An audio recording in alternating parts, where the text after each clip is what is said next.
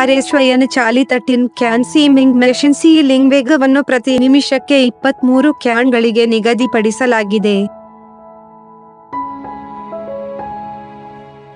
Gear transmission ಇಲ್ಲ, ಕಡಿಮೆ ಶಬ್ದ, ಸುಲಭ ನಿರ್ವಹಣೆ.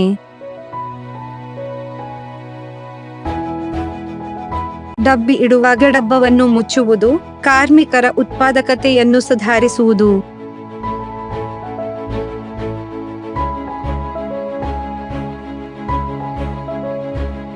ಸೀಲಿಂಗ್ ಪ್ರಕ್ರಿಯೆಯಲ್ಲಿ ಟ್ಯಾಂಕ್ ದೇಹವು ತಿರುಗುವುದಿಲ್ಲ, ಇದು ಸುರಕ್ಷಿತ ಮತ್ತು ಪರಿಣಾಮಕಾರಿಯಾಗಿದೆ.